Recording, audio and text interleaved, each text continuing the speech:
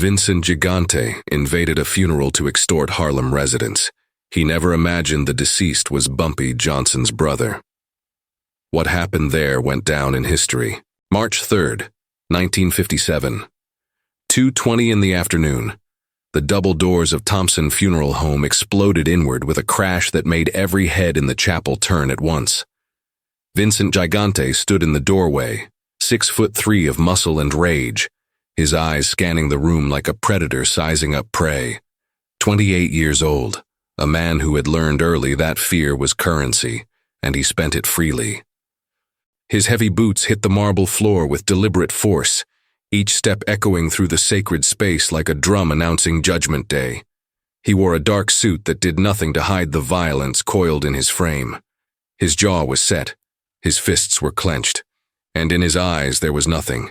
No compassion, no hesitation, just the cold certainty of a man who believed himself untouchable. 60 people dressed in black surrounded a mahogany casket at the front of the chapel. White lilies covered every surface, their sweet perfume thick in the air. Father Marcus stood at the pulpit, his weathered hands gripping a worn Bible, his voice in mid-sentence of Psalm 23. In the front row, Dorothy Johnson pressed a handkerchief to her swollen eyes, her shoulders shaking with fresh grief. She had buried her husband 2 years ago.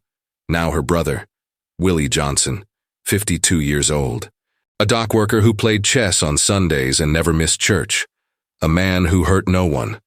A man who deserved to rest in peace. Vincent didn't wait for the prayer to finish. Didn't wait for acknowledgement. Didn't wait for anything. He strode down the center aisle, his boots pounding the marble, shattering the holy quiet like glass.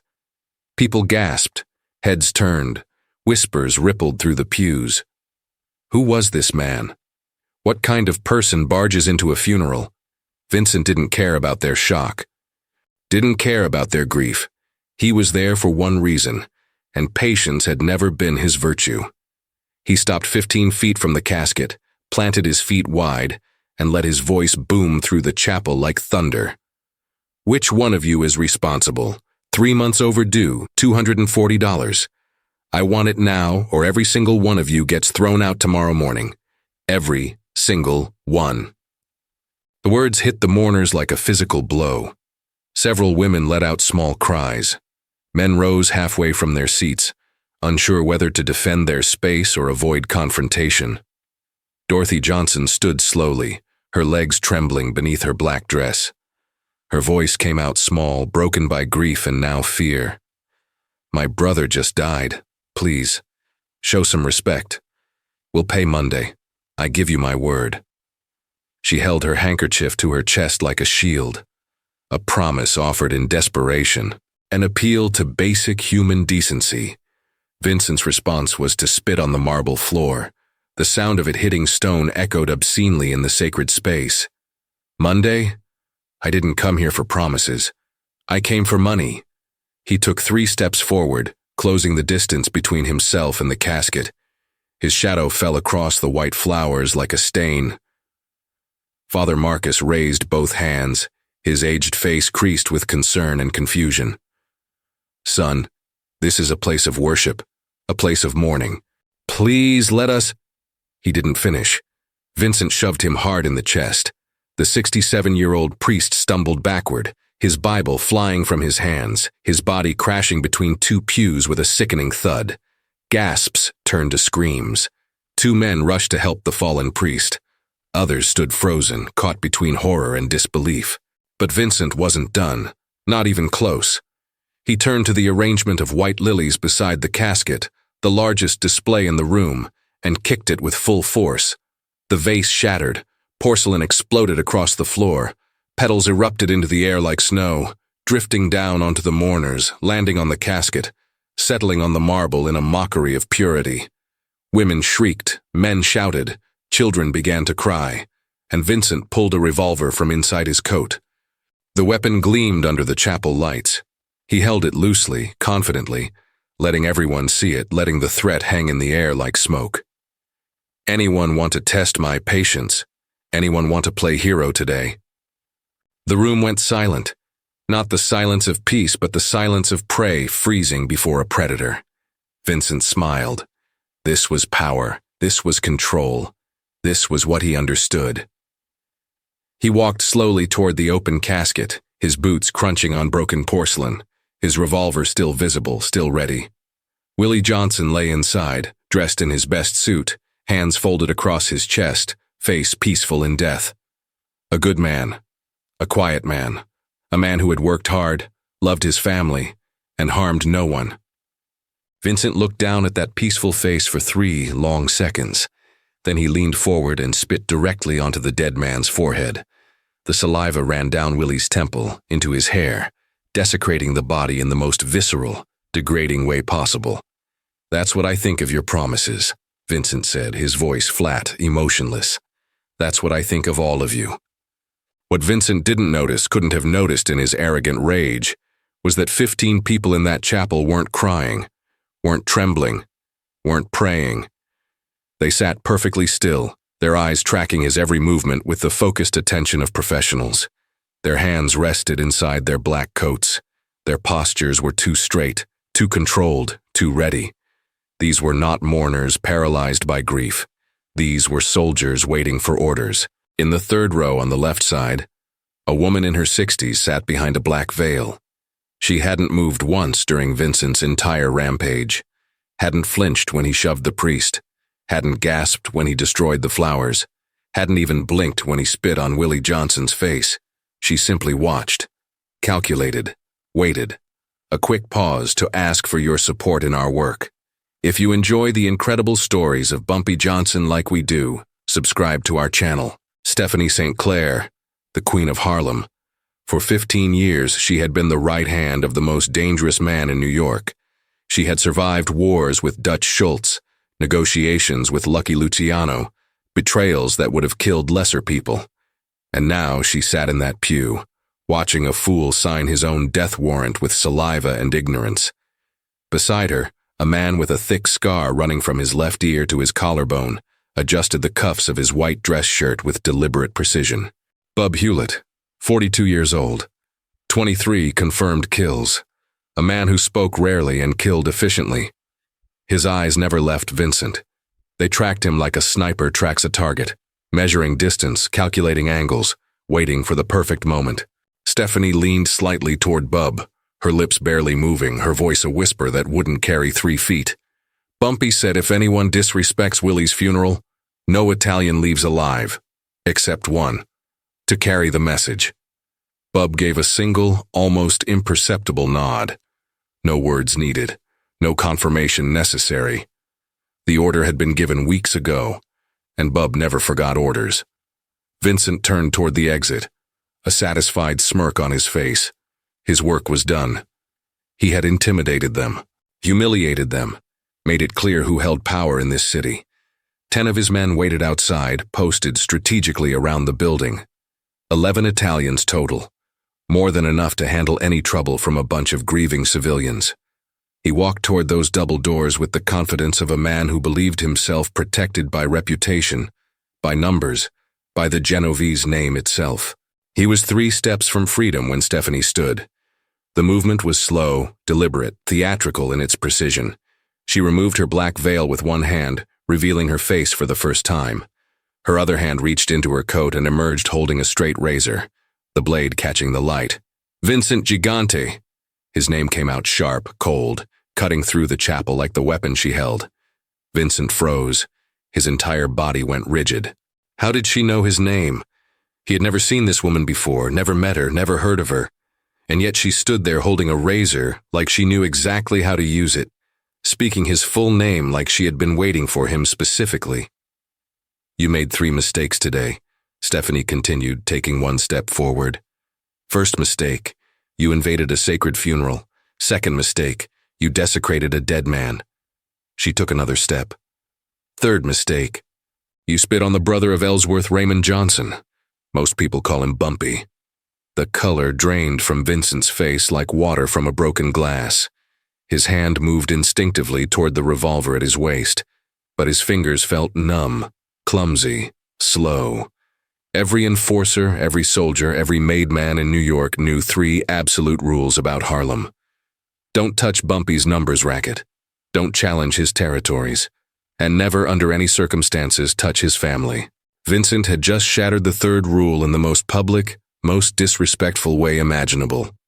He had spit on Bumpy Johnson's brother, at his funeral, in front of witnesses. There was no talking his way out of this, no negotiating, no mercy. The 15 silent mourners rose as one, their movements synchronized like a military unit. 13 men, 2 women, every single one pulled a weapon from inside their coats. Revolvers, all of them, all pointed, all ready. These weren't civilians. These were executioners who had been waiting, patient and cold, for Vincent to finish digging his own grave. Bub Hewlett moved to block the main exit, his scarred face expressionless. 2 more men materialized from the shadows near the side doors, cutting off every escape route. Vincent's hand finally closed around his revolver, jerking it free from his waistband, but he was so slow, so obvious, so desperate. An older woman in the front row, at least 50 years old, gray hair visible beneath her black hat, was faster. Her shot cracked through the chapel before Vincent's barrel even cleared his coat. The bullet hit his right shoulder, spinning him sideways, sending his gun clattering across the marble floor. Vincent screamed. The sound was raw, animal, stripped of all his earlier arrogance. He fell to his knees, clutching his bleeding shoulder, and that's when his 10 men outside heard the gunshot. They came running through those double doors, expecting to help their boss intimidate some civilians. Instead, they found 15 weapons pointed at them from impossible angles. 7 of them died in the first 5 seconds. Professional, calculated, efficient. Headshots, no wasted bullets, no hesitation. The remaining 3 Italians threw up their hands, trying to surrender, trying to negotiate. One of them managed 3 words. "Genovese will..." Bub Hewlett put a bullet through his forehead before the threat could finish forming. Then he executed the other 2 with the same clinical precision. 3 shots, 3 bodies hitting the marble. The entire massacre lasted 42 seconds from start to finish. Stephanie St. Clair walked slowly across the blood-stained marble toward Vincent, who knelt there clutching his shattered shoulder, tears mixing with blood on his face. She pressed the heel of her shoe into his wound, grinding it slowly, deliberately. Vincent's scream filled the chapel again, echoing off the walls, off the ceiling, off the very foundations of his shattered confidence. "You're going to live," Stephanie said, her voice calm, almost gentle. "Do you know why you're going to live, Vincent? Because Bumpy Johnson needs you to deliver a message to Vito Genovese. That's the only reason you'll see tomorrow." She crouched down beside him, bringing her face close to his, making sure he heard every single word. "Tell your boss that Bumpy Johnson is a businessman, a man of peace. He avoids wars because wars are expensive and unnecessary. But if Vito wants war, if he truly wants blood, Bumpy will give him both. More than he can handle, more than he can survive. Do you understand me?" Vincent nodded frantically, nodding so hard his neck might snap, nodding like his life depended on agreement, which it absolutely did. Bub grabbed him by his good arm, dragged him across the bloody marble, through the field of spent shell casings and cooling bodies, and threw him onto the sidewalk of 145th Street like garbage. "Run," Bub said flatly. "And if I ever see you in Harlem again, there won't be a conversation." The next morning, March 4th, 6:30 a.m., Vincent was shoved through the door of Vito Genovese's office in the Bronx. His arm was in a sling. His shoulder was wrapped in bloody bandages. His face was pale from blood loss and terror. 13 senior members of the Genovese family were already there, standing around the massive oak desk, all of them radiating fury. They had heard the news. 11 dead, massacred at a funeral, by civilians, by blacks. The insult was unbearable. The humiliation was total. They wanted war immediately. "They killed 11 of our men," Carmine Persico shouted, slamming his fist on the desk hard enough to make the lamp shake. "We need to gather 100 soldiers and burn Harlem to the ground. Tonight." Others agreed loudly, their voices overlapping in anger, in wounded pride, in the desperate need to respond to such a public humiliation. But Vito Genovese, 50 years old, his face marked by scars from 30 years of wars he had survived, sat perfectly still behind his desk. He smoked a Cuban cigar slowly, methodically, letting the silence stretch, letting his men exhaust their rage through words. Then he looked at Vincent. "Why did he let you live?" Vincent's voice came out hoarse, broken. "To deliver a message, Don Vito. Bumpy Johnson said he avoids wars. He's a man of peace, he said. But if you want war, he'll give you one. That's what he told me to say." Vito took another long drag from his cigar, the ember glowing bright orange in the dim office. He nodded slowly, his eyes distant, calculating. Bumpy Johnson had 15 executioners at a funeral, armed, trained, waiting. He knew I would send someone. He planned for it. And he gave me a choice. He killed 11 men to prove he's not bluffing. The room fell silent. The anger drained away, replaced by something colder, something more dangerous. Understanding. "If we start a war with Bumpy Johnson in Harlem," Vito continued, his voice quiet but absolute, "where he has eyes on every corner, where every black family protects him like royalty, where he knows every street and alley and rooftop, we will lose. We'll lose men. We'll lose money. We'll lose territory. We'll lose everything that matters. And for what? Pride?" He looked around the room at his captains, his soldiers, his family. "Pride doesn't pay bills. Pride doesn't protect our businesses. Pride gets men killed for no profit. Bumpy Johnson just taught us a lesson. The question is whether we're smart enough to learn it." 4 days later, March 7th, 7:15 in the evening, Bumpy Johnson received a phone call at Small's Paradise, his favorite jazz club in Harlem. The voice on the other end was gravelly, respectful, careful. "Mr. Johnson, this is Vito Genovese. Could we talk?" For the first time in the history of organized crime in New York City, an Italian mob boss was requesting a meeting with a black gangster. Not demanding, not threatening, requesting, asking permission to sit down and negotiate peace. 2 days later, at a corner table in the Club de Lisa, Vito Genovese slid a thick brown envelope across the polished wood. Inside were property deeds, building titles, legal documents that represented millions of dollars in real estate. "The deed to the Cotton Club," Vito said quietly, his hands flat on the table, showing he held no weapons, no tricks. "One of the biggest jazz clubs in the city. It's yours now. Free and clear. Also, I'm forgiving all debts for 130 families who rent my buildings in Harlem. 3 months free rent, starting immediately. And my respect, Mr. Johnson. My complete respect. Please accept this as peace." Bumpy Johnson sat across from him, his face unreadable, his eyes steady. He didn't touch the envelope immediately. Didn't smile, didn't gloat. He simply looked at this man who controlled half the crime in New York, this man who could command hundreds of soldiers, this man who now sat across from him offering tribute like a vassal to a king. And Bumpy understood what Vincent Gigante never could. Power isn't about how many men you kill. It's about making your enemies choose peace because war with you costs too much. It's about being so dangerous, so unpredictable, so well protected that even victory against you looks like defeat. It's about making the calculation simple. You can fight me and lose everything, or you can respect me and keep what you have. Bumpy reached across the table and took the envelope. "I accept your peace, Mr. Genovese, but understand something. This peace only lasts as long as Harlem is respected. My people are not your tenants. They're not your subjects. They're mine to protect. Touch them again, and there won't be a meeting, there won't be a message, there will only be consequences." Vito nodded once, stood, and extended his hand. Bumpy shook it. The deal was sealed. The war that never happened was over before it began. And Vincent Gigante, the man who started it all by spitting on a dead man, never set foot in Harlem again. He learned, eventually, to respect boundaries he couldn't see but could definitely feel. He learned that some men don't need to shout to be heard. Some men don't need armies to win wars. Some men simply need to be Bumpy Johnson, and that's enough to change everything. If you enjoyed our content, consider clicking the button and subscribing. It helps us a lot.